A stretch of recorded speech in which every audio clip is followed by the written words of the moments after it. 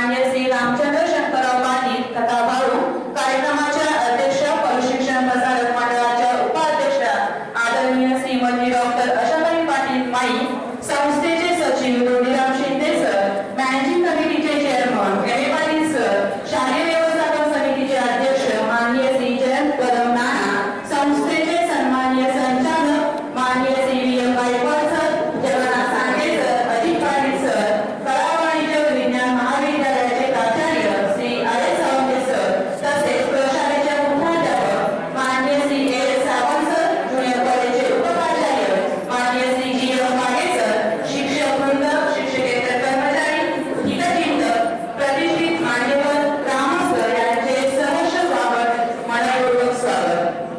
कर्तृत्व ज्यांचे सागराप्रमाणे, ज्ञान ज्यांचे हिमालयाप्रमाणे, फुलदार हा सोहळा ज्यांच्या आगमनाने, स्वागत करूया मान्यवरांचे शब्द सुमनाच्या पारिजाताने. मान्यवरांचे सहर्ष स्वागत, मनपूर्वक स्वागत. काळोखाली ओलांडून सूर्य उगवतो रोज नव्याने. मानवतेची कामना करून आज दीप प्रज्वलनाची सुरुवात व्हावी मान्यवरांच्या शुभस्थानी. सर्व मान्यवरांना विनंती की त्यांनी दीप प्रज्वलन व स्वर्गीय एस.के. पाटील तथा काका यांच्या प्रतिमेचे पुष्पहार पूजन करावे. तरुणांसाठी 1958 साली परूच्या कर्मभूमीत एका निरंजया कडक युवकाने संस्काराचे रोपे लावले. आज त्याचा वटवृक्ष झाला आहे. पशुशिक्षण प्रसारक मंडळाचे सार्थकरण या शब्दात करावे लागेल.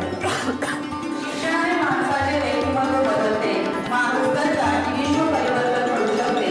यासाठी शिक्षणाची गंगा बरोबरी पोहोचवण्याचे विविध कार्य काकांनी आपल्या सर्वांच्या मदतीने केले.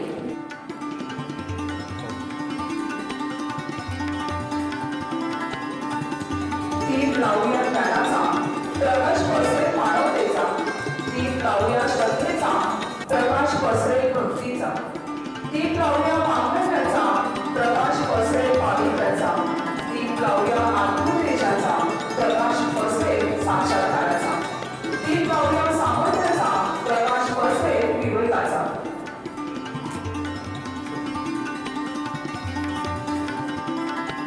संस्कृती आहे आपली प्रकाशाची, शीतल आहे त्या चंद्राची. दीप प्रज्वलनाने सुरुवात कार्यक्रमाची हीच प्रथा आहे भारतीय संस्कृतीची. सध्या शाळेतच झाले होते असे म्हणारे संत व या संतांचे अभ्यासक असणारे आपल्या कार्यक्रमाचे प्रमुख होते आदरणीय प्राध्यापक शिवाजीराव भोकेरे यांचा परिचय करून घेण्यासाठी येत आहे आपल्या पशुशिक्षण प्रसारक मंडळाचे सचिव माननीय श्री रोडीराम शिंदे सर. सरांना विनंती की त्यांनी आजच्या प्रमुख पाहुण्यांचा परिचय व कार्यक्रमाचे प्रास्ताविक करावे. सर्वांना नमस्कार. सन्माननीय व्यासपीठ, आज या ठिकाणी कैलासवासी एस.के. पाटील काका यांच्या स्मृती व्याख्यानमालेची या ठिकाणी सुरुवात होत आहे. आजच्या व्याख्यानमालेसाठी आमंत्रित केलेल्या आजच्या कार्यक्रमाचे प्रमुख पाहुणे प्राध्यापक शिवाजीराव भोकेले सर यांचं मी या ठिकाणी प्रथमतः स्वागत करतो.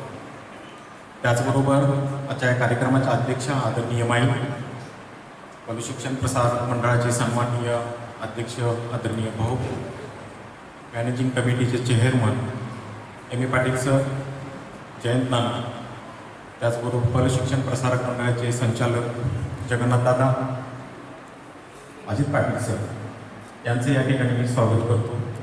तसेच पशुशिक्षण प्रसारक मंडळाच्या कला वाणिज्य विज्ञान महाविद्यालयाचे प्राचार्य सावंत सर, लखविद्या मंदिर ज्युनियर कॉलेज प्रशालेचे मुख्याध्यापक सावंत सर, बालविकास विद्या मंदिर मुख्याध्यापिका जाधव मॅडम, पागे सर, सर्व विभाग प्रमुख, शिक्षक, शिक्षकेतर कर्मचारी यांचे या ठिकाणी स्वागत करतो.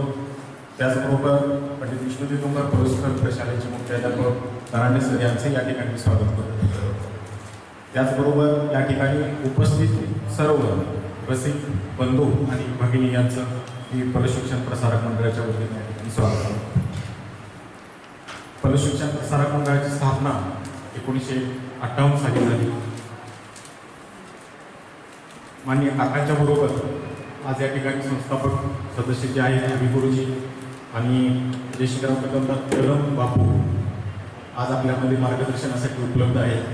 परंतु माननीय काका यांच्या त्यावेळेस असणारी सर्व सवंगडी ते या ठिकाणी आपल्या आज हयात नाही आणि एकंदरीत सर्वांना ते अभिवादन व्हावं या अनुषंगानं माननीय काका त्यांचे सहकारी दिव्यांना केना कुलकर्णी, डॉक्टर संभाजीराव पाटील, शहाग सांडगे, लज्ञा शिंदे, वबा कुलकर्णी, ममा गायकवाड, सीताराम पाटील, आनंदराव पाटील, शेवडे साहेब, गुर्जर साहेब, त्याचबरोबर सर्व किर्लोस्कर परिवार यांच्या समवेत माननीय काकांच्या प्रशिक्षण प्रसारक मंडळाची स्थापना केली. शिक्षणाने समाज घडतो या उदात्त विचाराने जर शिक्षण जर नाही मिळालं तर समाजाचा विकास होणार नाही आणि जर समाजाचा विकास करायचा असेल तर शिक्षण आवश्यक आहे. हा दूरदृष्टी दृष्टिकोन 1958 साली माननीय काकांनी त्या ठिकाणी मणी बाळगला आणि पशुशिक्षण प्रसारक मंडळाची स्थापना केली. या थोर विचाराची संस्काराची आपल्यावरती कुठंतरी विचाराची झालं किंवा विचाराची योग्य व्हावी म्हणून या थोर व्यक्तींना अभिवादन करणे हा या व्याख्यानमाले मागचा उपक्रम आहे. तर महिन्यात एक व्याख्यान साहित्य क्षेत्रातील असो, शिक्षण क्षेत्रातील असो, ज्या विचारानं आपला समाज घडेल आणि सामाजिक मूल्य रुजतील हा विचार बाळगून हा उपक्रम या ठिकाणी हाती घेतलेला आहे. खरं वाचते पाहता आपण विज्ञानाने प्रगती केली पण या प्रगतीबरोबर आपण संस्काराची मूल्ये कुठेतरी हरवत चाललो आहोत की काय अशा प्रकारची विचार या ठिकाणी निर्माण झालेला आहे. विज्ञानाने जरी प्रगती केली असली तरी मोबाईलमुळं आपण दुरावलं जात आहोत. पूर्वी एकत्र कुटुंब पद्धत होती. त्या एकत्र कुटुंब पद्धतीमध्ये एक वेगळा कुटुंब प्रमुखाचा धाक असायचा, संस्काराचा विचार असायचा, संस्काराची जाणीव असायची, एक भीती असायची. परंतु ही भीती कुठेतरी कमी होत चाललेली आहे. या मोबाईलच्या दुनियेत विज्ञानाच्या युगाकडे जात असताना सामाजिक मूल्यांची किंवा संस्काराची कुठेतरी अवहेलना होते की काय आणि निर्माण होणारी भावी पिढी शिक्षणाबरोबर जरी आपण प्रगती करत असलो तरी संस्काराचं कुठेतरी कमतरता जाणवत आहे. हे विचार या ठिकाणी आपल्याला दिसू लागलेले आहेत. याचे दूरगामी परिणाम निश्चित आपल्याला पुढे भोगावे लागणार आहेत. कोरोना आला 2 वर्षामध्ये बरेच आपल्याला सामाजिक मूल्याची शिकवण देऊन गेला. परंतु जर हे समाज किंवा ही नवी विद्यार्थी पिढी यांना एक संस्काराची एक शिदोरी द्यायचा जर विचार करणं हे आपल्या सर्वांचं कर्तव्य आहे. आपण शिक्षण क्षेत्रामध्ये काम करत आहोत आणि शिक्षणानंच हा समाजाचा विकास घडू शकतो. काका नेहमी म्हणायचे की माझं वय 90 वर्ष परंतु या संस्थेचं वय 60 वर्ष म्हणजे वयाच्या 30व्या वर्षी एका उदात्त विचाराने ही तरुण मंडळ एकत्रित आली. या ओसाड माळावरती या शिक्षणाचं रोपटं लावलं आणि या रोपट्याचं आज वटवृक्षामध्ये रूपांतर होत आहे. आणि हे काम करत असताना ही सर्व जबाबदारी आपल्या सर्व शिक्षक बंधू भगिनींची आहे आणि या शिक्षक बंधू भगिनीच्या हातीच उद्याचा समाज, उद्याचा विद्यार्थी आपल्या हातून शिकून पुढे मोठा होणार आहे आणि समाज घडणार आहे. ह्या सर्वांची एक विचारांची जाणीव घेऊन आपण या ठिकाणी आपल्या सर्वांना सोबत घेऊन हा उपक्रम या महिन्यापासून चालू करत आहोत. या ठिकाणी खरं वास्तविक पाहता एक दिशा आहे. आपल्याला शैक्षणिक साधनं किंवा सुविधा या ठिकाणी मिळालेल्या आहेत. दर महिन्याला खरं वास्तविक पाहता मी या ठिकाणी आमच्या विभागातील सर्व सांस्कृतिक प्रमुख विभाग प्रमुखांना धन्यवाद देतो की मांडलेली संकल्पना लगेच अंमलात आली, अंमलबजावणी ही सुरू झाली. मी संस्थेच्या वतीनं सर्व सांस्कृतिक प्रमुख विभाग प्रमुखांचं विशेष आभार या ठिकाणी मानतो आणि विशेष करून हा पहिलं पुष्प बनवण्यासाठी ज्युनियर कॉलेज विभागानं ही जबाबदारी उचलली आणि आजच्या कार्यक्रमाला सुरुवात होत आहे. नव्या विचारांची, नव्या आचारांची दिशा घेऊन आपण असेच उपक्रम राबवू, संस्थेचा विकास चांगल्या पद्धतीने करू हे अभिवाचन या ठिकाणी देतो. पुन्हा एकदा सर्व सन्माननीय व्यासपीठ उपस्थित सर्वांचं या ठिकाणी मी संस्थेच्या वतीने स्वागत करतो. धन्यवाद. गावोगावी यांची कीर्ती अशी आजची सरकार होती. त्याच्या शुभ कार्यातून चला आपण घेऊ स्फूर्ती. अशा आपल्या आजच्या कार्यक्रमाचे प्रमुख पाहुणे प्राध्यापक शिवाजीराव बुकेले सर यांचा सत्कार पशुशिक्षण प्रसारक मंडळाचे अध्यक्ष माननीय श्री रामचंद्र शंकरराव पाटील तथा भाऊ यांनी करावा ही विनंती. बुके व मानपत्र सोहळा संपन्न होता.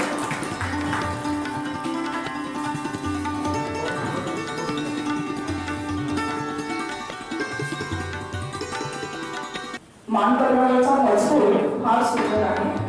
स्वर्गीय एस के पाटील तथा काका यांच्या अभिनव व्याख्यानाद्वारे आपण रसिकांशी प्रभावी सुसंवाद साधतात. शिक्षण, उद्योग, कृषी, सहकार, आध्यात्मिक, सामाजिक अशा अनेक क्षेत्रात आपला स्वतंत्र ठसा काकाने उमटवला.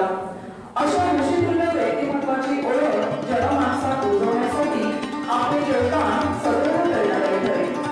आपल्यासारख्या विचारवंतांच्या प्रेरणादायी शब्दांनी समाज परिवर्तन करून मानवी मनावर होणारे संस्कार निश्चितच आदर्शवत ठरतील. तुम्ही हाती घेतलेले कार्य हे आदर्शवत आहे. म्हणूनच सर हे मानपत्र आम्ही आपणास सविनय अर्पण करीत आहोत. सत्यकार्याच्या रसावर त्याचा तुमच्या आमचा मायाचा मुद्दा अशा आमच्या कार्यक्रमाचे अध्यक्ष व प्रशिक्षण प्रसारक मंडळाचे उपाध्यक्ष आदरणीय श्रीमती डॉक्टर आशाताई पाटील माई यांचा सत्कार प्रशालेचे मुख्याध्यापक मान्य Shri A S Rao sir यांनी करावा ही विनंती. श्याम श्रीफळ मोडके देव यांचा सत्कार सन्मान होत आहे.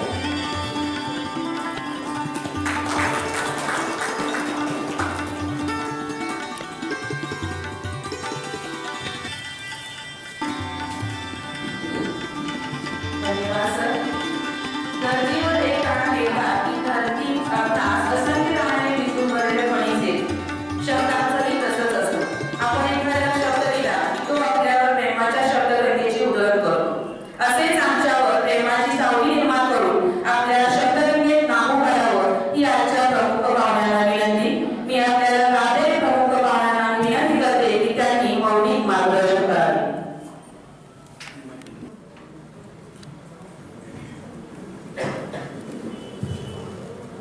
नमस्कार. सन्माननीय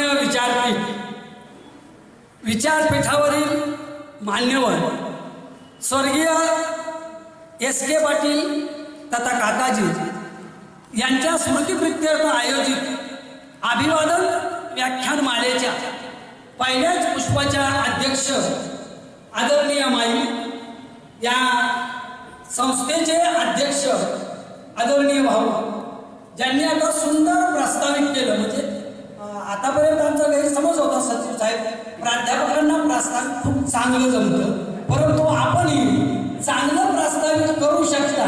म्हणजे कधी कधी वाळवंटामध्ये सुद्धा वयस्क असू शकतो हे आपल्या प्रस्ताविकातनं आपण दाखवून देण्याचं काम केलं. सिनियर कॉलेजचे प्राचार्य साळुंके सर, ज्युनियर कॉलेजचे प्राचार्य सावंत सर, सर्व विद्या शाखांचे प्रमुख, सांस्कृतिक विभागाचे प्रमुख ज्यांनी मला निमंत्रित करण्याचं काम केलं, पहिला फोन केला त्यांना मी सांगितलं, आता 40 वर्ष बोलतोय सर, आता मला उभा राहून बोलता येणार नाही, प्रयत्न करतो, जमेल तेवढा वेळ बोलायचा प्रयत्न करतो. ते म्हणले सर कसंही बोला, मांडी घालून बोला, खुर्चीवर बोला, बसून बोला, पण बोला. आता मी म्हटलं बोलायचं म्हटल्यानंतर आम्हा घरी घालणं शब्दांची रत्ने, शब्दांची तर शस्त्र यत्ने करू, शब्दाची आमुच्या जीवाचे जीवन, शब्दे वाटू धनुजन. तुका म्हणे पाठ शब्दाची हा देव, शब्दाची गौरव करून पूजा. असे शब्दासाठी भुकेलेले आम्ही माणसं इथं आल्यानंतर एक विचार मनात आला.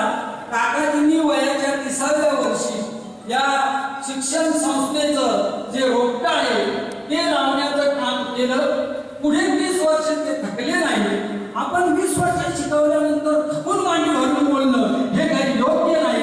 हा विचार एका मिनिटात मनात आला आणि म्हणून पवार सरांना दुसरी कुठलीही वेगळी रिक्वेस्ट न करता मी माझ्या बोलण्याला सुरुवात केली. मी पहिल्यांदाच म्हणालो, माझ्या जन्मापूर्वी आपल्या संस्थेचा 4 वर्ष अगोदर जन्म झालेला आहे आणि त्यामुळं माझ्या जन्माच्या अगोदरच्या संस्थेविषयी मी भरभरून बोलणं याचा अर्थ काय होतो, काढल्यानं सूर्याच्या पिल्लांना सांगणं की हा बघ सूर्य, हा बघ सूर्य.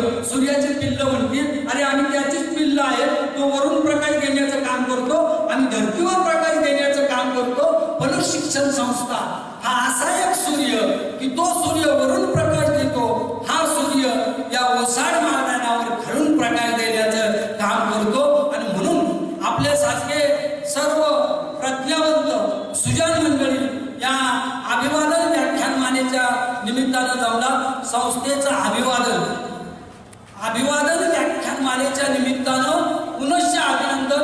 सध्या किराणा मालाच्या दुकानात वाईन असावी की पानपट्टीमध्ये बिअर शॉपी असावी असे वाद सुरू असताना तुम्हाला काय वेळेपणा सुचला महिन्याला एक व्याख्यान ठेवायचं हे मला काही कळलं नाही. कारण या देशातले अतिरथी महारथी सर्व कशात काय असावं यामध्ये गुंतलेले आहे. आपल्याकडे काय असावं याचा विचारच अजून त्यांना पडला नाही. म्हणून शिक्षण संस्था ही याचा विचार करते की आपल्यात काय असावं, आपल्या शिक्षकांच्यात काय असावं, आपल्या विद्यार्थ्यांच्यात काय असावं. त्यावेळी मधुकरराव चौधरी असं म्हणाले होते की शिक्षण नावाचा रथ हा 4 घोड्यांनी ओढला जातो. यातले पहिले जे 2 घोडे आहेत हे 2 घोडे, एक घोडा शिकणारा आणि दुसरा घोडा शिकवणारा. त्यातला तिसरा जो घोडा आहे तो शिकवायला लावणारा आणि चौथा जो घोडा आहे तो शाळा महाविद्यालयात पाठवणारा. असे 4 घोडे आहेत. यातला एक जरी घोडा पाठीमागं पडला तर शिक्षणाचा रथ कुठं कोलमडेल याचा पत्ता सुद्धा लागणार नाही. मधुकररावांचे वाक्य आजच्या दृष्टीनं विचार करायला गेलं तर बंधूंनो आणि भगिनींनो, आपण एका दृष्टिकोनातून भाग्यवंत आहोत. आपल्याला शिक्षक येईल, शेवंती येईल, इन्क्रिमेंटचं बाकीचं काहीतरी होईल, सगळ्या गोष्टी होत जातील. कधी आपला किस्सा रिकामा होईल, कधी आपला किस्सा भरल्या जाईल. परंतु मरणाच्या वाट पाहणाऱ्यांच्या समोर आपण कधी उभे राहत नाही. आपण माळ्यानं बागेत गेल्यानंतर टवटवीत फुलांचा साक्षात्कार घ्यावा.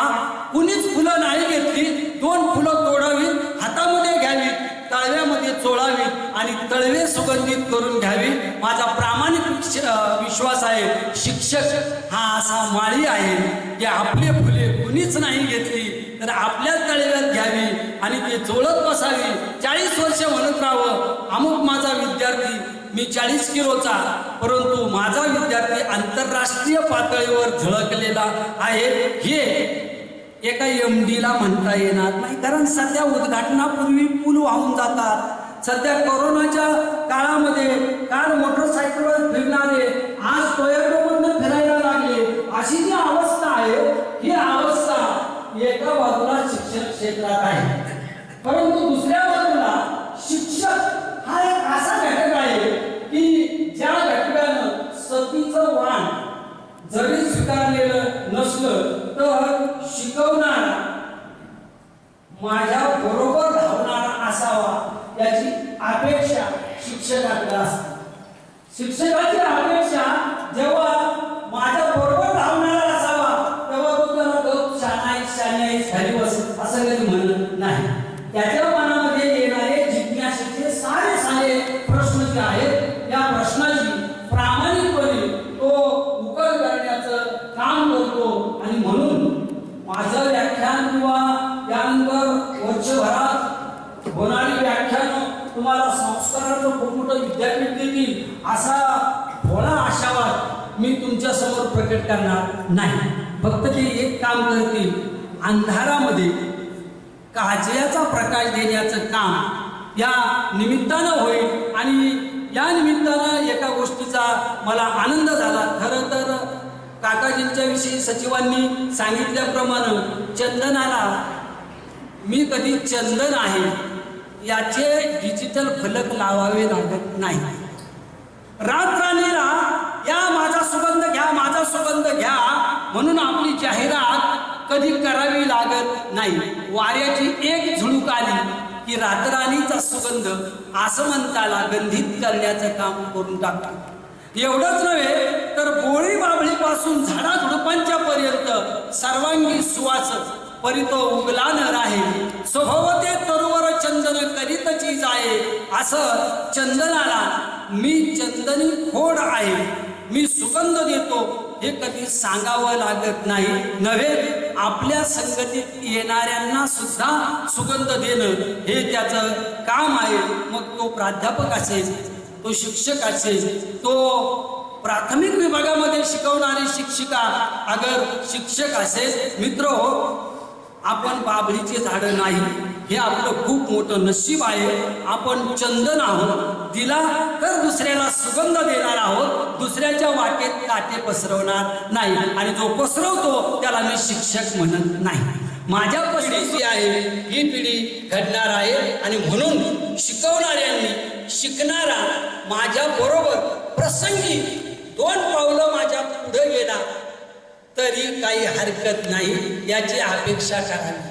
आता शिकवून घेणारे माझ्या नशिबाने सगळे आहेत. तुमच्या तोंडावर स्तुती करतो असं नाही, मला बऱ्याच वेळा स्पष्ट बोलायची सवय आहे. संस्था कार्यक्रम ठेवते, संस्थेचे चुकून एखादे प्रतिनिधी त्या कार्यक्रमाला हजर असतात. गेल्या 40 वर्षात गावोगावी वेड्या फकीरासारखा फिरत असताना आम्ही विचारलं, अध्यक्ष जरा महत्वाचं काम आहे, सांगलीला तिकडे गेलेले आहेत. उपाध्यक्ष कोल्हापूरला कलेक्टरला भेटायचं आहे, तिकडे गेलेले आहेत. सचिव आता कोल्हापूरला मिनिस्टर येणार आहे, त्यांना भेटायला गेलेला आहे. मग आम्ही विचारतो, आम्हाला कशाला बोलवलं? तुम्हाला यांच्यासाठी बोलवलं. कारण शिकवणाऱ्यांनी शिकवत जावं, शिकणाऱ्यांनी शिकत जावं. आम्ही फक्त पाठीमागनं कोरडे मारत राहावे, पळ पुढं, थांबलास तर संपला, एवढं करण्याचं काम करावं. परंतु पलूस शिक्षण प्रसारक मंडळाचे सर्व संस्था चालक आम्ही तुमच्या बरोबर धावणारे. रेंदाळकरांनी म्हटल्याप्रमाणे कायदा पाळा गतीचा, काळ मागे लागला, थांबला तो संपला. जो थांबणार आहे तो संपणार आहे.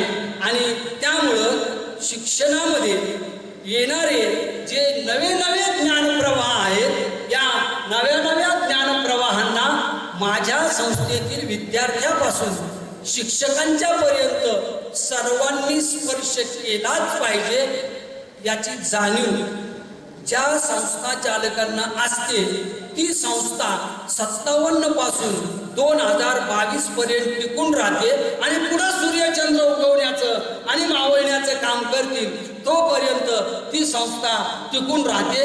अन्यथा शिकणारे का शिकतात माहीत नाही, शिकवणारे का शिकतात हे माहीत नाही. काहीतरी दुकान उघडायचं म्हणून दुकानदाराने कारखानदारांच्याकडे मागणी करायची आणि कारखानदारांनी सांगायचं हे तुला एक दुकान, आणि त्यानं जमेल तेवढे दिवस दुकान चालवायचं, अन्यथा कुलूप घालून रिकामं व्हायचं. ज्या शिक्षण संस्था आपण मगाशी म्हटला त्याप्रमाणे युवलेसे रोप लाविले द्वारी, तयाचा वेलू गेला गगनावरी. मोगरा फुलला, फुले वेचिताती बहारू तळियासी आला.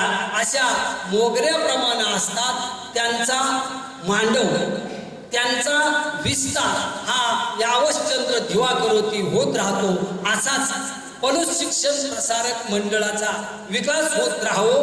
आणि काकाजींनी जी सदिच्छा, काकाजींनी ज्या जिज्ञेसेपोटी या शिक्षण संस्थेसाठी सगळं तन मन धन अर्पण केलं, त्यांच्या खरं तर आपण किती मोठ्या प्रमाणात एखाद्या व्यक्तीचं श्राद्ध घातलं, आपण किती लोकांना जेवू घातलं, आपण त्या व्यक्तीच्या नावाने किती जाहिरातबाजी केली, याच्यापेक्षा त्या व्यक्तीचे जे तत्वनिष्ठ विचार आहेत, हे तत्वनिष्ठ विचार शिकणारे, शिकविणारे, शिकवून घेणारे आणि तिथं पाठवणारे यांच्यात आले पाहिजे.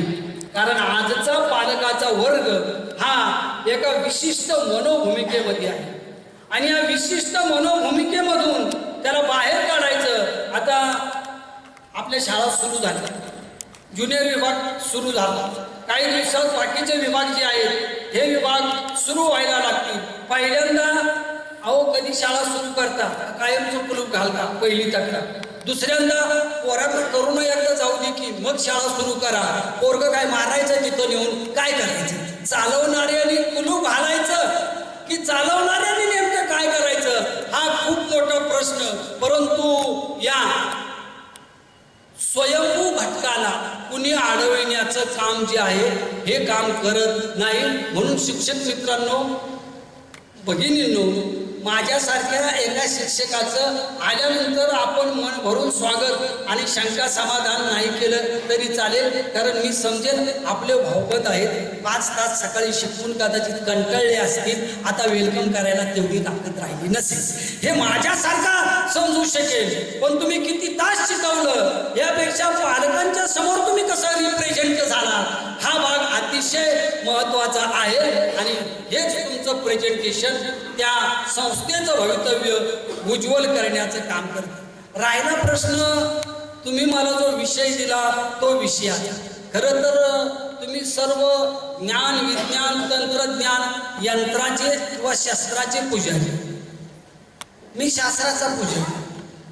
संत साहित्य संत माणसाने बोलावं आणि संत साहित्यावर संत माणसाने धोंडीराज महाराजांच्या मंदिरात जावं आणि तिथं बसून तुका म्हणे घालून तयावरी भार वाहू हा संसार देवा पाहिजे. जे राहिलं असेल ते त्याला अर्पण, जे राहिलं नसेल ते त्याला अर्पण दुर्दैवाने. संत साहित्याकडे पाहण्याचा आमचा दृष्टिकोन हा आहे.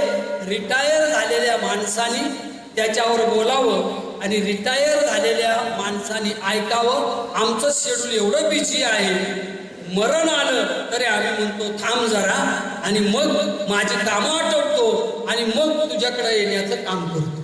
एवढ्या बिझी शेड्यूलमधनं आमचं शेड्यूल बिघडवून संयोजकांनी संत साहित्य, मी पटकन म्हटलं संत साहित्य, ते म्हणाले काय हरकत नाही, कारण कसं आहे माझ्या धमन्यातून सळसळणार आणि मेंदूला पुरवल्या जाणारं रक्त माझ्या आईबाबाबरोबर ज्ञानोबा तुकोबा एकोबा चोखोबा गाडगे बाबा बहिणाबाई यांचा.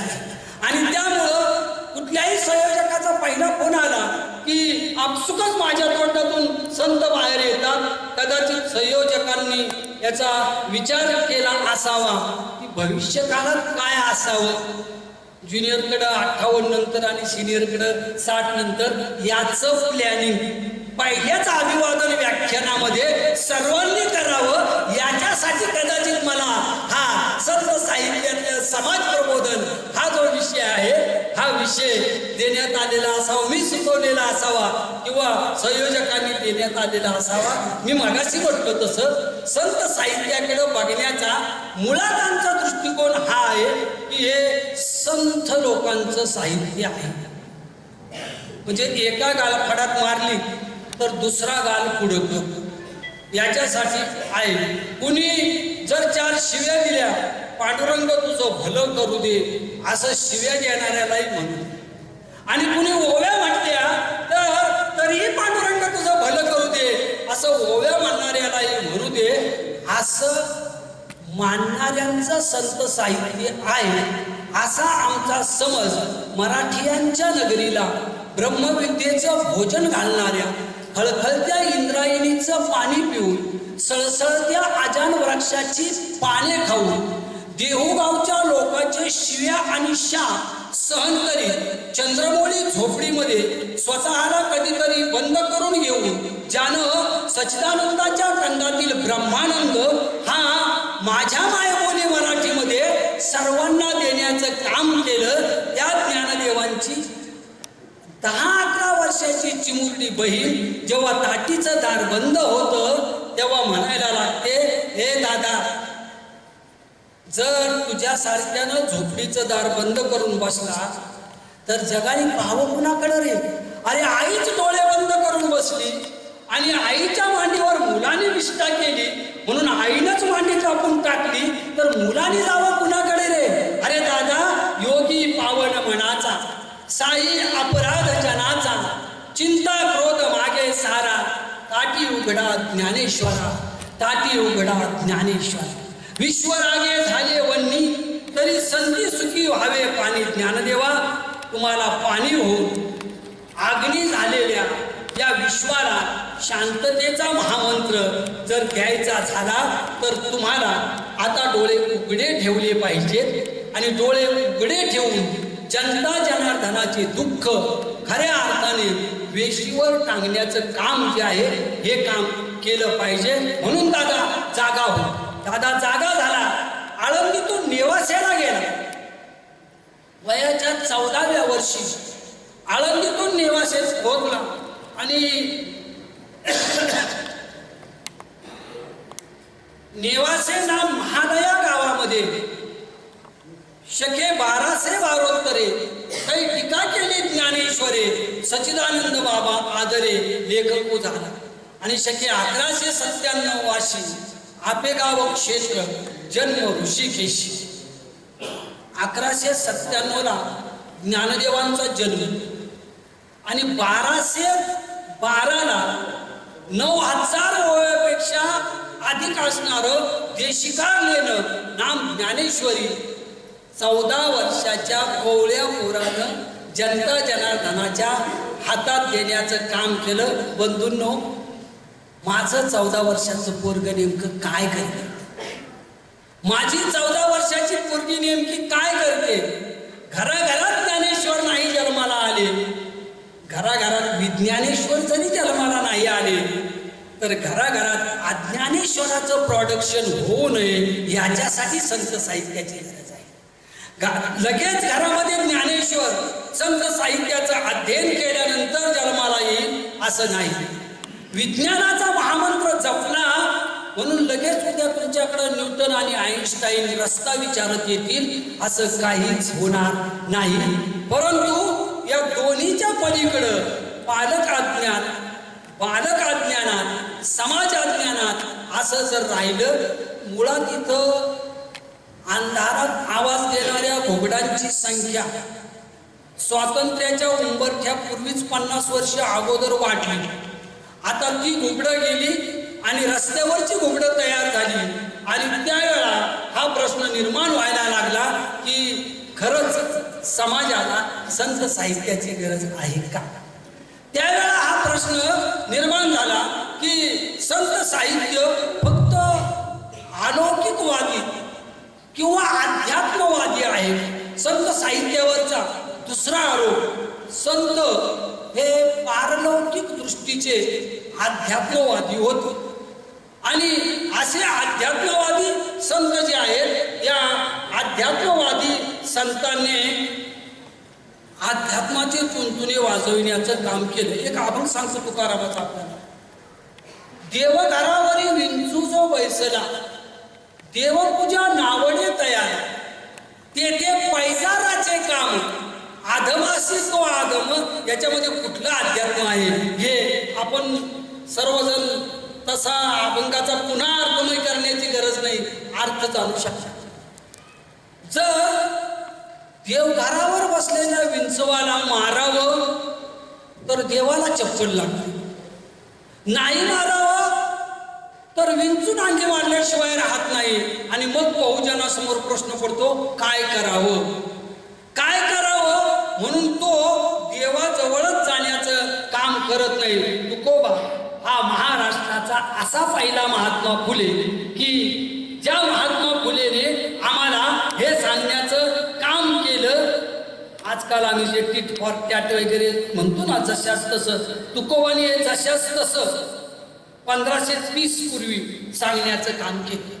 हे जशाच तसं सांगताना सांगितलं की देवा विंचू जवळ बाळगू नको. अलीकडं मी गॉडफादरांना सांगत असतो की आपल्या जवळ असावे, झुरळं असावे, पाली असाव्यात, बाकीचं असावं, परंतु विंचू नसावं. कारण गॉडफादरावर विंचू बसला तर मारायचा कुणी, हा खूप मोठा सामाजिक प्रश्न आज 21व्या शतकात आहे तसा आहे. म्हणून काय झालं, अध्यक्ष साहेब जाईल तिथं गॉडफादरावर विंचूच विंचू, म्हणजे विंचू चोहीकडे आणि गेला गॉडफादर कोणीकडे, अशी सगळी अवस्था. आता गॉडला बघायचं की विंचवाला मारायचं, त्याच्यापेक्षा सर्वसामान्य म्हणतो विंचूही नको आणि ग्वाडही नको.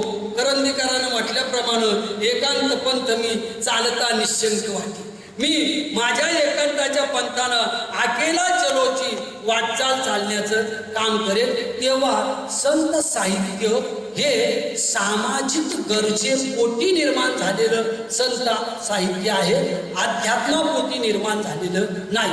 अध्यात्म हे संत साहित्याचं एक अंग आहे. बरं, आपलं अध्यात्म कसं? आपलं अध्यात्म हटातटाने जटा रंगवून मठामठांची उठाठेव करायची, शिष्यांची पिलावळ वाढवण्याचं काम करायचं. कधी 4 प्रकाश बघायचे, कधी 5 प्रकाश बघायचे, कधी अंगातून देव यायचा तर अंगाबाहेर देव यायचा. हे आपलं अध्यात्म. मी कोण आयसा करावा विचार म्हणे ज्ञानेश्वर निवृत्तीचा हा जो मीचा विचार आहे. ही जी स्वशोधाची आनंद यात्रा आहे. या स्वशोधाच्या आनंद यात्रेपर्यंत आपलं अध्यात्म कधी पोहोचतच नाही. अनेक आध्यात्मिकांच्याकडे आपण गेला असाल आणि मग त्यांनी हातात कुंकू घेऊन त्याचे तांदूळ करून दाखवले असतील. अनेक आध्यात्मिकानं कधी कधी पाण्यावरून चालण्याचा पराक्रम केला असेल. त्यांच्यापेक्षा रघुवीर जाधवकार काही वाईट नाही. याच्यापेक्षा हजारो नकला बिचारा करत होता, परंतु जसा आला तसा निघून गेला. संतांचं अध्यात्म ही स्वतःमध्ये शोधण्याची आनंद यात्रा होती. संतांचं अध्यात्म हे आज आपण अध्यात्माच्या नावावर जे काही कर्मकांडाचं स्तोम वाजवायचं काम करत आहोत असं अध्यात्म नव्हतं. म्हणून मी आपल्याला म्हटलो सामाजिक जाणीवेच्या गरजेपोटी संत साहित्य निर्माण झालं. आता आमची मराठीचे प्राध्यापक इथं असतील ज्युनियर सिनियरचे. ज्ञानेश्वर 1 की 2 याच्यावर आमचा 1 टर्मचा पुरा सिलेबस संपतो. ज्ञानेश्वर 1 की 2. ज्ञानदेव कोणते आणि ज्ञानेश्वर कोणते. हरिपाठ करते ज्ञानेश्वर कोणते आणि ज्ञानेश्वरी करते ज्ञानेश्वर कोणते. 1197 ज्ञानेश्वर कोणते आणि 1314 मध्ये जो ज्ञानोबा नावाचा आळे फाट्यावर एक रेडातुल्य माणूस जन्माला आला तो जो आहे तो ज्ञानदेव कोण. आमची भांडणं मी आमच्या पार्लेकर सरांनी वगैरे त्यावेळेला याचा बराच प्रचार केला की तुका झालाशे कळस नावाचा एक मोठा ग्रंथ जसा सुचला त्या पद्धतीनं लिहिण्याचं काम केलेलं होतं. जवळजवळ 400-500 पानं. त्याच्या प्रस्तावनेतल्या पहिल्या 7-8 ओळीत लिहिलं होतं की ज्या माणसाला आंबे खूप आवडतात त्यानं आंब्याच्या बागेच्या मालकाची परवानगी घ्यावी, आत जावं आणि भरपूर आंबे खाऊन घ्यावे.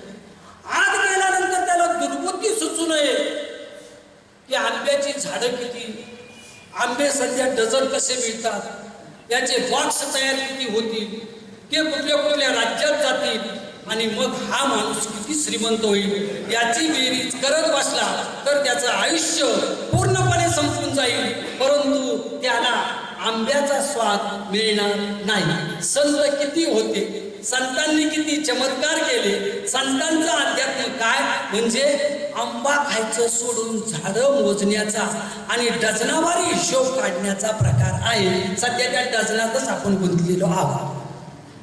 आपण सचिव म्हणाले की आता ज्ञान विज्ञान तंत्रज्ञानाच्या कक्षा विस्तारत आहेत. विज्ञानानं प्रचंड झेप घेतलेली आहे आणि विज्ञानानं प्रचंड झेप घेत असताना बंग साहेब एकदा आपल्याच कोल्हापूर जिल्ह्यामध्ये असं म्हणाले होते की जेव्हा तुझ्या माणसांच्या सावल्या या लांब लांब पडायला लागतात तेव्हा अंधार जवळ यायला लागलेला आहे असं समजायला काहीच हरकत नाही. आता अध्यात्माच्या नावाखाली तुझ्या माणसांच्या सावल्या ह्या प्रचंड प्रमाणात लांब लांब पडत आहेत आणि त्यामुळं संत साहित्याला या अध्यात्माच्या कोंदणात बसू नये. राहिला प्रश्न संतांनी केलेल्या चमत्काराचा. जो चमत्कार करतो तो संत का. तुकोबा म्हणतात की जो चमत्कार करतो तो संत नाही. किंवा नव्हे चाहुराची युक्ती नेणे गाऊ जडीबुटी. मी जडीबुटी देत नाही, मी चमत्कार करत नाही.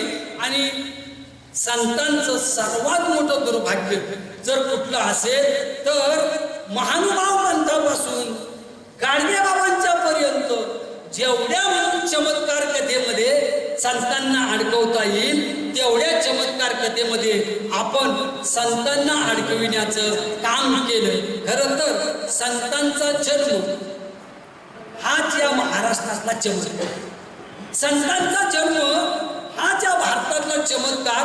त्यांना चमत्काराच्या वलयामध्ये अडकविण्याचं काम करू नये. मध्यंतरी ABP माझावर आनंदवारी नावाचा माझा एक कार्यक्रम होता आणि त्यावेळी एकच प्रश्न मला वारंवार विचारला जायचा. वारंवार मला आमचे जे डायरेक्टर होते ते सांगायचे, सर प्रश्न हा आहे, ज्ञानेश्वरांनी भिंत चालवली खरं की खोटं एकदा TV वर सांगा. ज्ञानेश्वरांनी रेडा बोलवला खरं की खोटं एकदा TV वर सांगायचं काम करा. ज्ञानेश्वराच्या बहिणीनं ज्ञानेश्वराच्या पाठीवर, मुक्ताबाईनं ज्ञानेश्वरांच्या पाठीवर मांडे वाजले खरं की खोटं सांगायचं काम करा.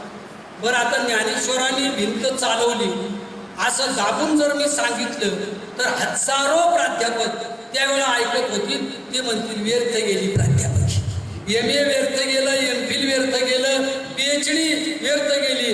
दगडाची भिंत जिवंत माणूस दगडावर बसून चालवलीच कशी याचा हिशोब माझे प्राध्यापक मंडळी घरात करत बसले असते. रेडा बोलावला म्हटल्यानंतर लोक म्हणाले असते, या रेड्याला कोणी बोलवलं ABP वर?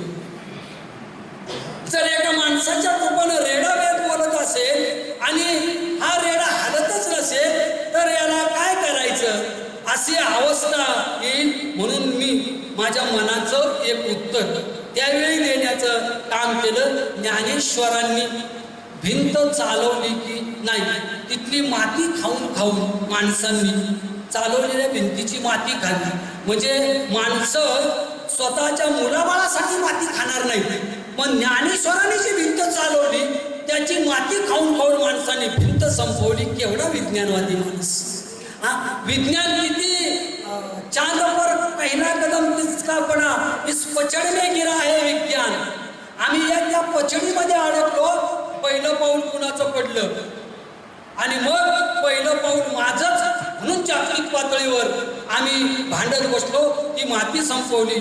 मी म्हणालो, अहो आता ती भिंत चालवली की नाही दाखवायला शिल्लक नाही, तेव्हा ती भिंत चालली की नाही हा भाग सोडून द्या, पण तुमच्या माझ्या बापजाद्याला कोण ज्ञानेश्वर हे माहीत होतं का?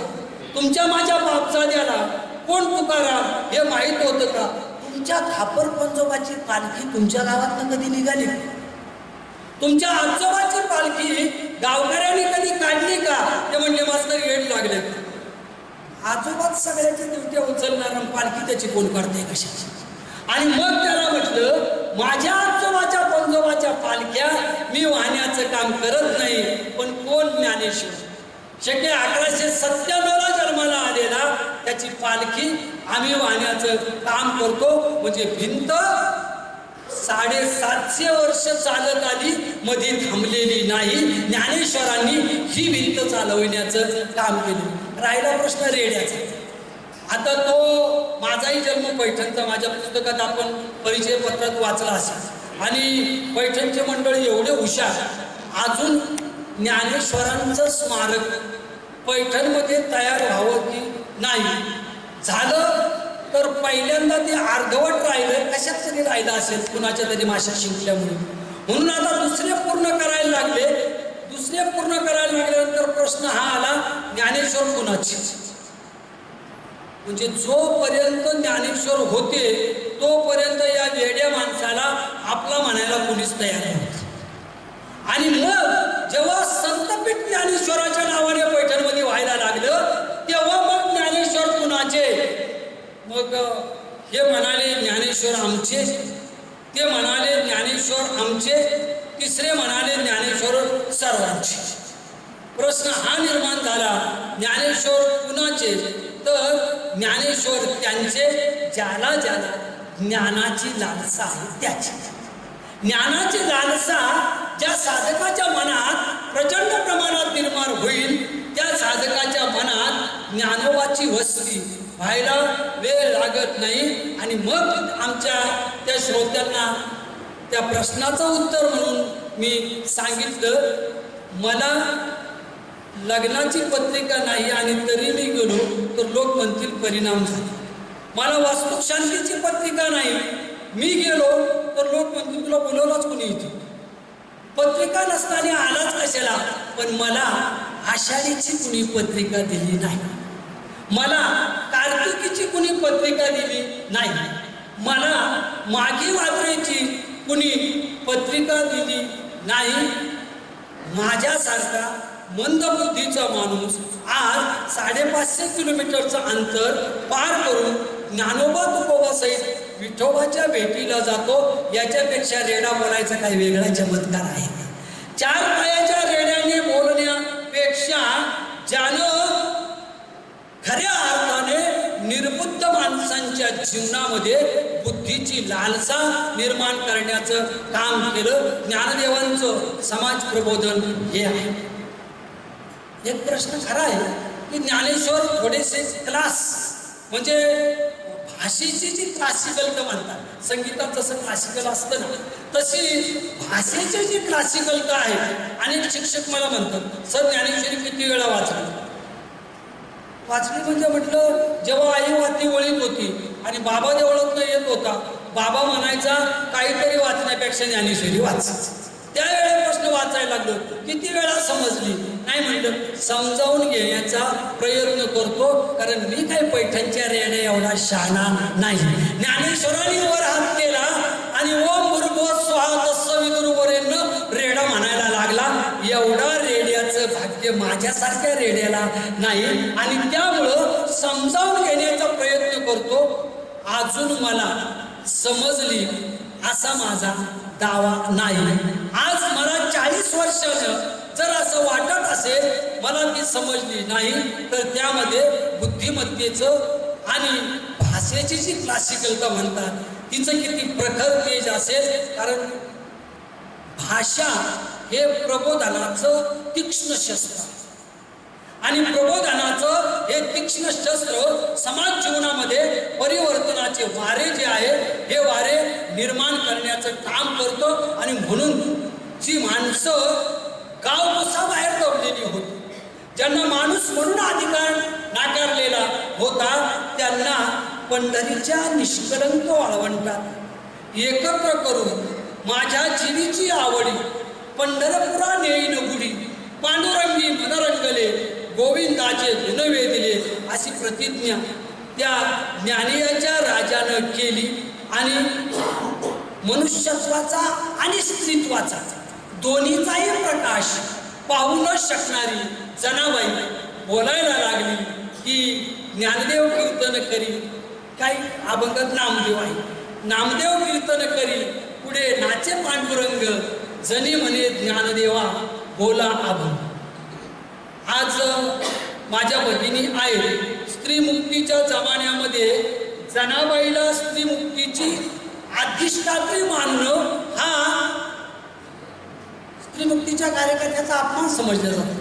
कारण जनाबाई त्या दमाली करुणला पोचली नाही म्हणून तिनं स्वतःच्या घरादाराचा त्याग केला, पंढरीच्या त्या महाद्वाराच्या पायथ्याशी आली आणि दामाशेटीनं जिचं पालन पोषण करण्याचं काम केलं ती जनाई म्हणते स्त्री जन्म म्हणून. आता आपण सर्वजण नोकरीपेक्षा भगिनी आहात, त्यामुळं तुम्ही काय करता असं विचारलं तर तुम्ही लगेच सांगता मी MA झालेली आहे, BEd झालेली आहे, मी BPEd झालेली आहे, मी एवढा तास काम असतं. माझ्या आईला विचारलं काय करतेस, काही नाही करत, हाऊसवाईफ आहे.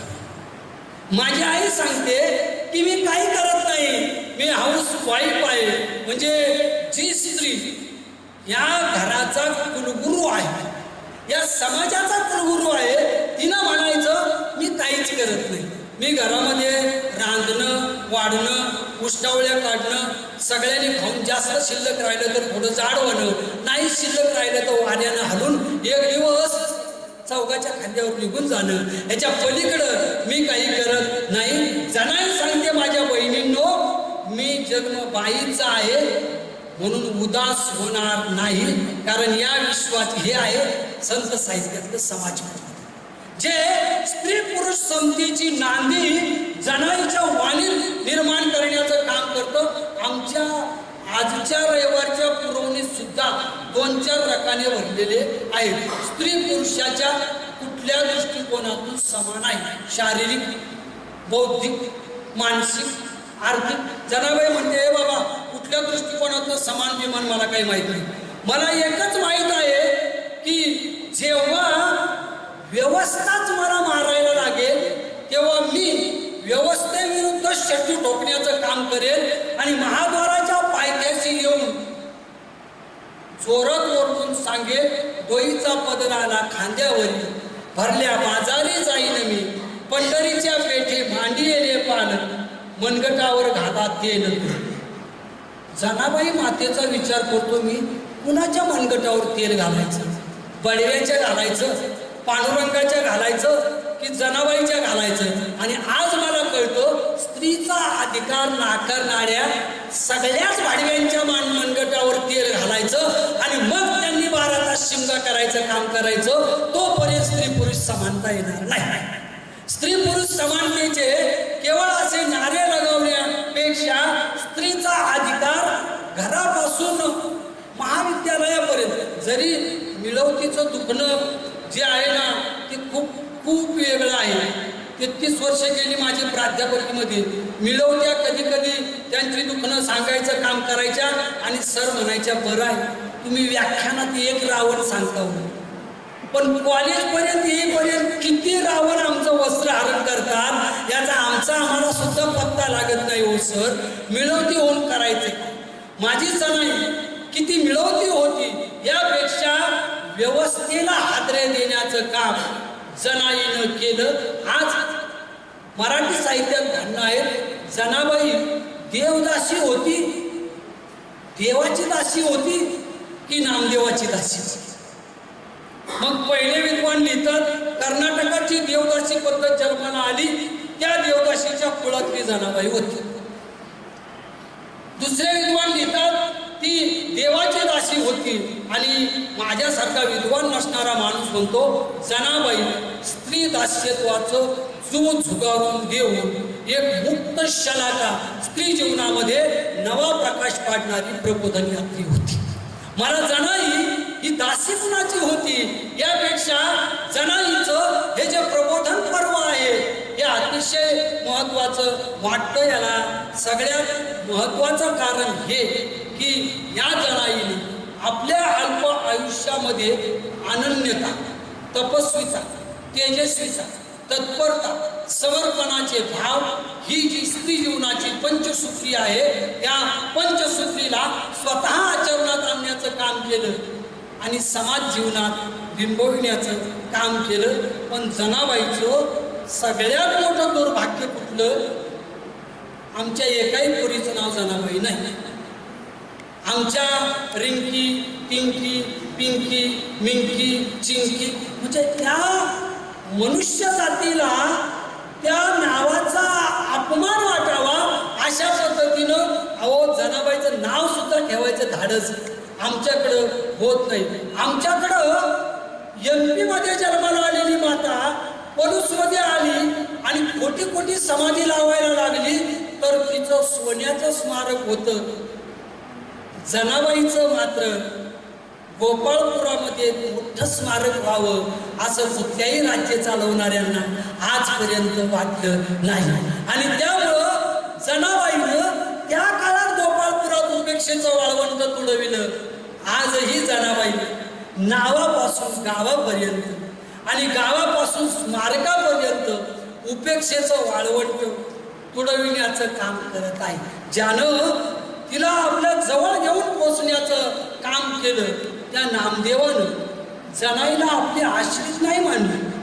रक्त्याची लंगोटी सुंभाचा करदोटा लिहून देवळात कोंडलेल्या विठोबाला माणसात आणायचं आणि माणसातला विठोबा थेट पंजाबपर्यंत नेऊन पोहोचवायचा आणि पंजाबमध्ये होमान निर्माण करायचं. पंजाबमध्ये पंजाबीयांना आणि इकडं उत्तर हिंदुस्थानियांना आम्ही नामदेवांचे 1-2 पद लोकांना शिकविण्याचं काम करतो की हिंदू पूजे देहुरा, मुसलमान मस्जिद, नामा सेवेत सेविया, जहा मंदिर ना मस्जिद. आम्ही हिंदू आहे. राम तिथं जन्माला आले, सोन्याच्या विटा इथं गोळा करू आणि रामाच्या नावानं तिथं खपवण्याचं काम करू. अरे आमच्या बापाच्या आयुष्यात साधी मातीची वीट आली नाही आणि आम्ही मात्र राम सोन्या रुपयानं मढवला गेला पाहिजे या बांधलेलो आहोत. रामललाच्या नावानं शांतीचे पाठ वाहण्याऐवजी आम्ही रक्ताचे पाठ वाहण्याचं काम जे आहे, हे रक्ताचे पाठ वाहविण्याचं काम आतापर्यंत या रामललाच्या नावानं केलं.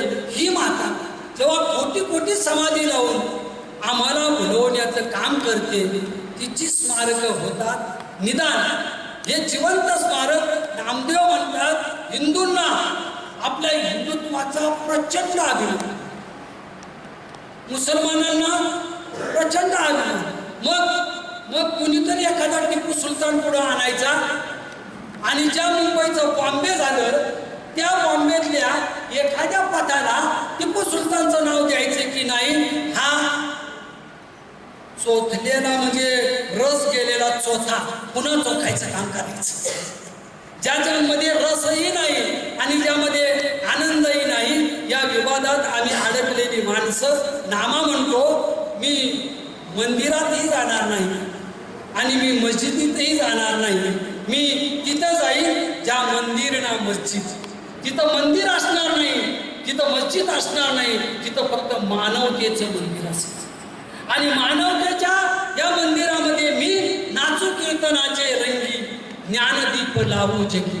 कीर्तनाच्या रंगामध्ये रंगून ज्ञानदीपाची जी ज्योत आहे ही प्रज्वलित करण्याचं काम करेल. तुमच्या संस्थेचं ब्रीदवाक्य आहे, तमसो मा ज्योतिर्गमय. आणि शिक्षक बंधूंनो, लावलेला दिवा विझू न देणं ही खूप मोठी साधना आहे. सध्या एवढे वारे सुटलेले आहेत, हवा आहे म्हणून समय टिकलेले आहे. नाहीतर एवढे वारे सुटलेले आहेत, कधी दिवा विझल याचा पत्ता सुद्धा लागणार नाही. तेव्हा एक काम प्रामाणिकपणे करा, हात भाजले तरी चालतील, पण जो दिवा माझ्या पूर्वजांनी लावला तो दिवा विझता कामा नये, तरच ज्योतिर्गमय हो. नाहीतर नुसतंच घोषवाक्य लिहून काय करायचं?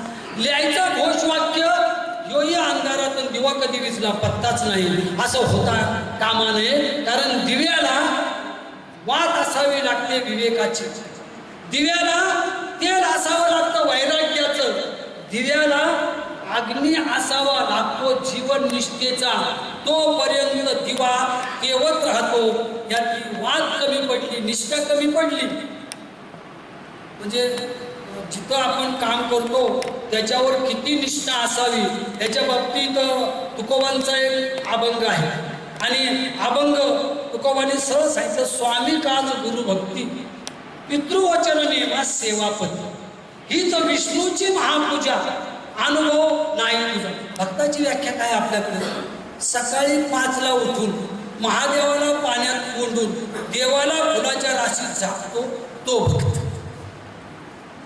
जिथं जिथं अंगावर छिद्र असतील तिथं तिथं कधी भस्माचे कधी अष्टगंधाचे पट्टे ओढण्याचं काम करतो तो भक्त. तुकोबांच्या दृष्टिकोनातून भक्त तो की नकळे दिवस की रात्री, ज्ञानवांची ओवी आहे. अखंड लागलीशी ज्योती, दिवा जसा दिवसा पेटवला तरीही प्रकाश देतो आणि रात्री पेटविला तरी प्रकाश देतो. दिवस आहे रात्र आहे याच्याशी त्याचं कर्तव्य नाही, प्रकाश देणं हे त्याचं काम आहे. संत हे अंधाऱ्या वाटेवरचे प्रकाश आहेत आणि अंधाऱ्या वाटेवरचे हे प्रकाश यात्री आम्हाला दिवसा ढवळ्या हा प्रकाश देताना सांगतात. मी तुकोबांचा अभंग आपल्याला सांगत होतो, ज्यानं काम दिलं त्याचं कल्याण हो, एवढी माफक अपेक्षा करायला काय हरकत आहे. पण काम दिल्यावर, म्हणजे इथल्या संस्थेचा अनुभव तसा नसेल, पण बऱ्याच ठिकाणी मी हे पाहतो, काम दिल्यानंतर काम दिलंच ना बघतो कसा अध्यक्ष राहतोस. पुढच्या 12 वर्षात मी इथला सेवक आहे, म्हणजे छत्रपतींच्या काळापासून आपल्याला एक सवय लागलेली आहे, ताट तुमचं, भाकरी तुमची, हाताला तुम्ही धरायचं, जेवायला आम्हाला तुम्ही बसवायचं आणि आम्ही मात्र जेवता जेवताच बाकीचं कर्म करून तिथं रिकामं व्हायचं. ही कदाचित महाराष्ट्राचं मानचित्र आज छत्रपतींना झालेले दगे फटके जर लक्षात घेतले, ते जर झाले नसते तर मानचित्र वेगळं दिसलं असतं. तुकोबा सरळ सांगतात, यात अध्यात्म नाही, यात निष्ठा आहे. ज्याच्याकडं काम करतोस त्याच्यावर निदान एक जन्म राहू दे, बाकीचं सगळं 7 जन्मी हाच मिळू दे, तोच मिळाला तर किती जन्म वाट लागायची हा खूप मोठा प्रश्न नाही. आणि त्यामुळं तो 7 जन्मात वगैरे काय नको, निदान एका जन्मामध्ये तो त्याची निष्ठा आपल्याकडं असावी. ही निष्ठा मी ज्या नामदेवाविषयी आपल्याला सांगत होतो, बहुजन समाजामध्ये प्रतिकार क्षमतेची जाणीव निर्माण व्हावी आणि बहुजनाचं हरवलेलं आत्मभान जागं व्हावं म्हणून लंगोटी परिधान करणाऱ्या संत नामदेवांनी बहुजनांना खडबडून जाग करताना एका अभंगात सांगितलं होतं, पुष्कळ भूमीवरी उगवली तुळस अपवित्र तियेस म्हणू नये, काकविष्टे माझी वाढतो पिंपळ अमंगल तयास म्हणू नये, दासीची या पुत्रा राज्यपद आले उपमा मागिलाची देऊ नये, नामा म्हणे तैसा जातीचा मी शिंपी उपमा जातीची देऊ नये. अलीकडं जातीच्या आयडेंटिटीवर संस्था निघतात हे तुम्हाला सर्वांना माहीत आहे. अलीकडं एक कविता माझ्या प्राध्यापक मित्रांनी मागच्या 10-20 वर्षाच्या पूर्वीच्या सिलेबसमध्ये शिकवली असेल की जात जातीला भेटली, जात जातीला भेटली, जात तशीच पुढे येते, जात गल्लीत गेली, जात गल्लीपासून दिल्लीत गेली, जात कधी जाणार नाही, जात दुधावरची साय. हा कवी या कवितेच्या शेवटच्या चरणात म्हणतो ही जात दुधावरची साय आहे. अजूनही माणूस नावाच्या कैवल्य यात्रेला आम्ही जातीच्या चोखडात बघण्याचं किंवा चोखडात बघण्याचं काम करतो.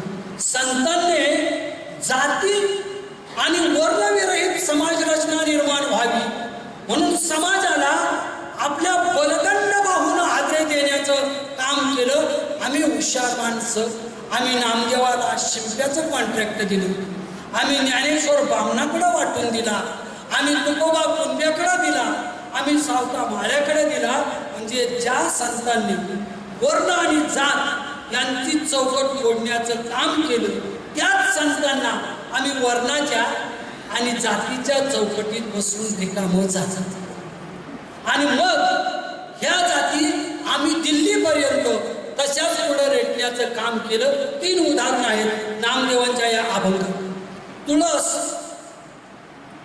स्मशानात उगवली म्हणून भयानक होत नाही, तुळस गटाराच्या काठेवर उगवली म्हणून घाणेरडी होत नाही, आणि तुळस देवळाच्या दारात लावली म्हणून कधी पवित्र होत नाही. कारण तुळस ही तुळस असते, स्मशानात असली तरी वातावरणाला स्वच्छ करणं, गटाराजवळ असली तरी वातावरणाला स्वच्छ करणं, आणि देवळाच्या दारात असली तरी वातावरणाला स्वच्छ करणं हे तुळशीचं काम आहे. पलूस शिक्षण प्रसारक मंडळातल्या सर्व कर्मचारी बंधूंनो, तुम्ही तुळशी आहात, गांजाचे रोपटे नाही याचं भान ठेवा. मी तुळस आहे, ज्या ज्या ठिकाणी मी जाईल त्या त्या ठिकाणी समाज बेधुंद करणार नाही, समाजाला स्वच्छता देण्याचे काम करेल. भले माझ्या नावाने स्वच्छता अभियान राबवण्यात आलं काय ते राबवणाऱ्याच्या मनावर आहे, कुणाच्या नावावर राबवायचं आणि कुणाच्या नाही.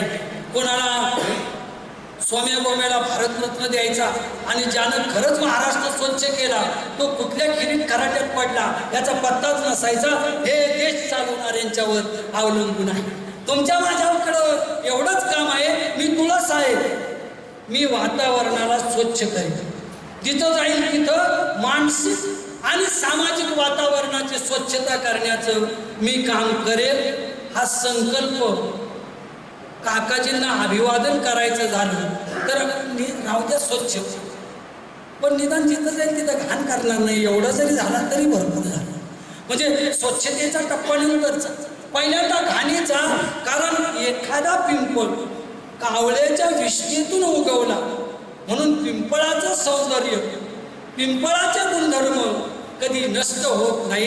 आणि एखादा कॉमन मॅन जर या देशाचा राष्ट्राध्यक्ष झाला तर तो कॉमन मॅन आहे आणि आता झालाच असा कसा असं करून उत्पत्त्या लावून मोजमाप काढता येत नाही.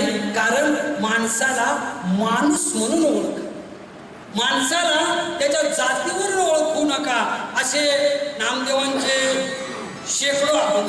संत साहित्य माझा प्राण आहे आणि एका एका संतावर कितीतरी तास मी तसंच बोलत राहिलो तर पु ल देशपांडे म्हटले त्याप्रमाणे मी बोलत राहील आणि तुमचं म्हैस कथेप्रमाणे होय होय होय नाही नाही नाही.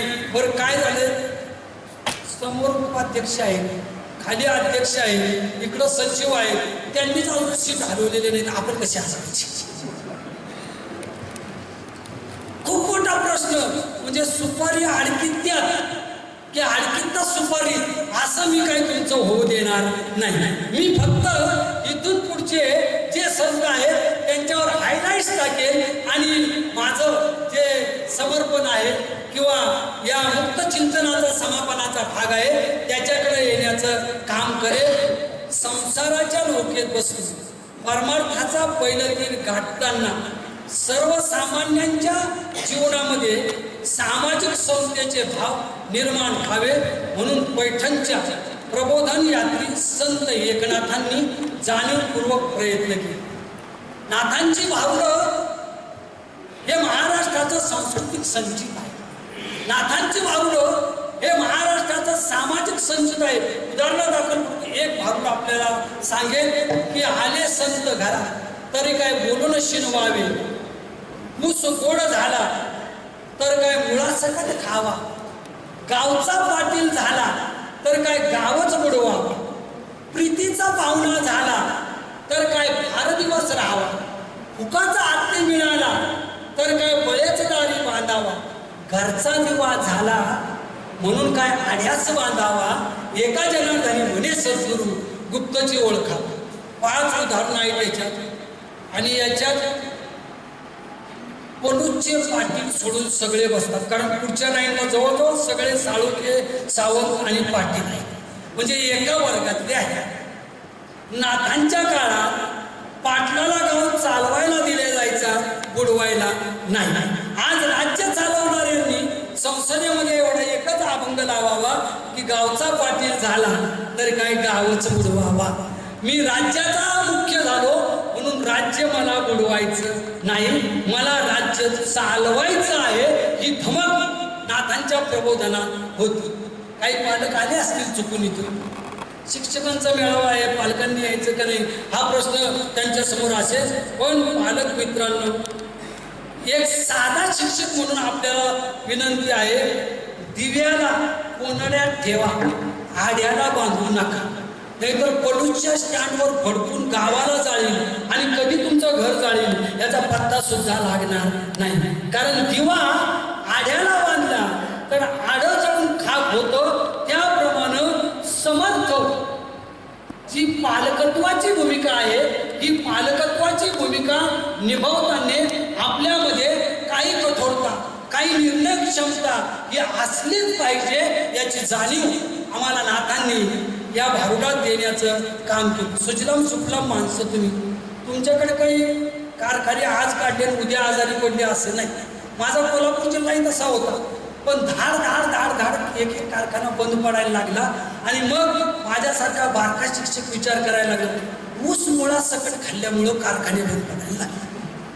याला सगळ्यात महत्वाचं कारण आहे की ऊस शिल्लक राहिला पाहिजे हे कारखाना चालवणाऱ्यांना लक्षात आलं नाही. म्हणून नाथ म्हणाले होते, ऊस गोड झाला म्हणून मुळं सकट खाऊ नकोस, मुळं शिल्लक ठेव. राहिला प्रश्न तुकोबांचा. 103 दिवस तुकोबांच्यावर 2005 ते 2006 सालापर्यंत दूरदर्शनच्या माध्यमातून मी बोलत होतो. आता 103 दिवसाचा 1 मिनिट काढला तर इथून पुढे 103 मिनिटं होतील आणि त्यामुळं मी तुकोबांना स्पर्शच करतो. तुकोबांना स्पर्श यासाठी करणार नाही. याला सगळ्यात महत्वाचं कारण आहे की मार्क्स कोण होता, माकड होता की माणूस होता हे माझ्या तुकोबांना माहीत नव्हतं.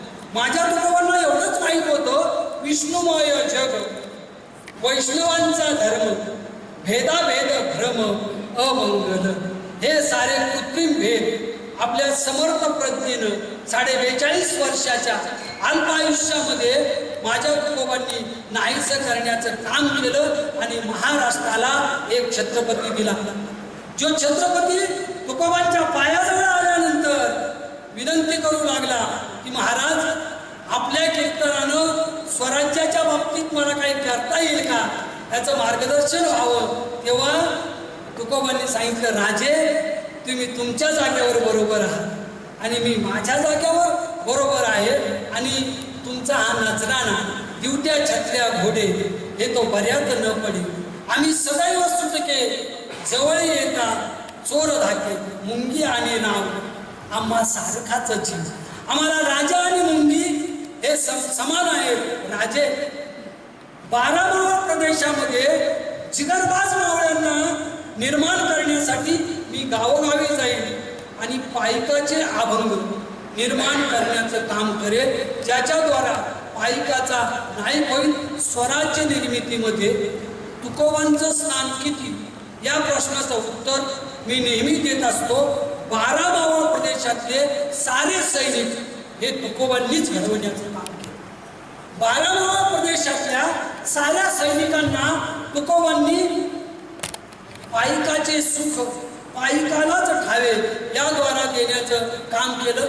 आमचे म्हणणं मुळात हे, तुकोबा शिवांचे गुरु होते का नव्हते, आणखीन कोण कोण होते, मग त्याची लिस्ट वगैरे वगैरे सगळ्यांची लिस्ट मी म्हणतो ते शिवांचे गुरु होते की नव्हते, याच्यापेक्षा ते झोपी गेलेल्यांना जागे करणारे जागल्या होते. आणि ज्या जागल्यानं जगजोगी जाग बोलती जागता जगदेव राखा काही खावं हे सद्भावनेचे जिवंत झरे निर्माण करण्याचं काम केलं.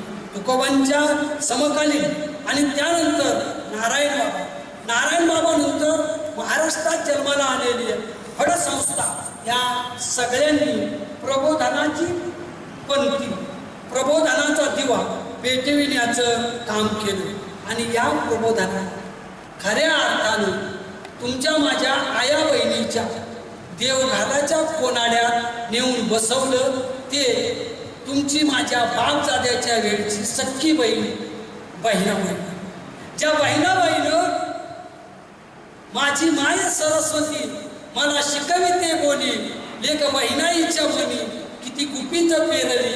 ही सगळी गुपित आपल्या गाण्याच्या रूपानं प्रकट करण्याचं काम केलं. अक्षराचे राजवाडे जिनं कधी स्वप्नात पाहिले नाही, तिचा हात पाहण्यासाठी ज्योतिष्य आला, त्याला तिनं सांगितलं, अरे ज्योतिष्या नको हात माया पाहू.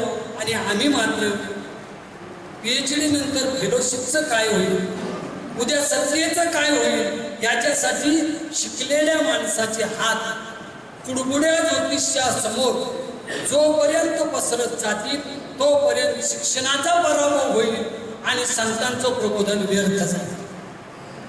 कमीत कमी शिकलेल्या माणसांचे हात तिथं पसरता कामा नये. शिकलेल्या माणसाला न शिकलेली बहिणाबाई सांगते, माझं भविष्य आणि माझ्या कपाळीच्या ललाटीच्या रेखा मी स्वतः निर्माण करण्याचं काम करेल. ती कुठल्या कुडकुड्यानं निर्माण करण्याचं गरज नाही. पण आज कुडकुडे एवढे तेजीत आले की आमच्या एका हिंदी कवीनं म्हटले, दुकानदार तो मेले में लुट गए यारो, दुकानदार तो मेले में लुट गए यारो, तमाशे में दुकानदार बन बैठे. हे तमाशे कधी दुकानदार झाले. आणि तुकोबा, ज्ञानोबा, एकोबा, चोखोबा ज्यानं सांगितलं, माझा देव सोहळ्यात नाही, माझा देव ओळ्यात नाही.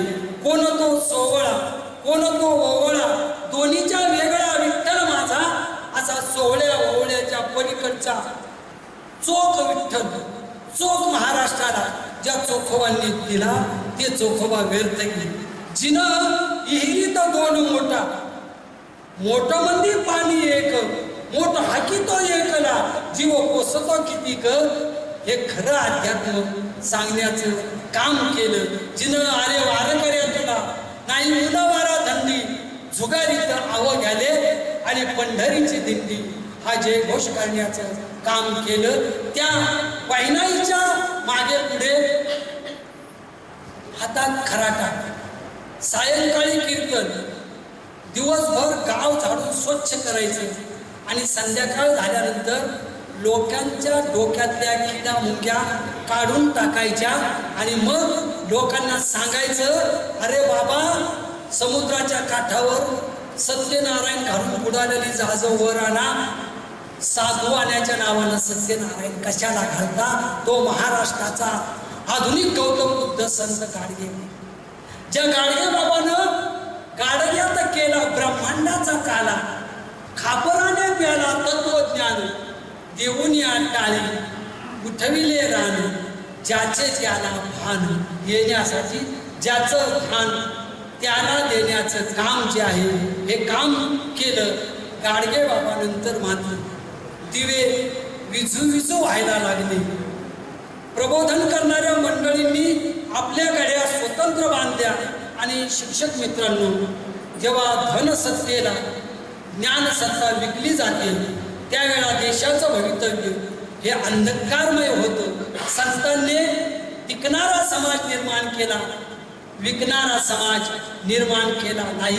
या देशाचं भवितव्य अंधकारमय व्हायचं नसेल तर माझी ज्ञानशक्ती ही धनशक्तीच्या पुढे झुकणार नाही, ती विकणार नाही, ती आपली तेजस्विता प्रकट करेल एवढा संकल्प या निमित्तानं करूया.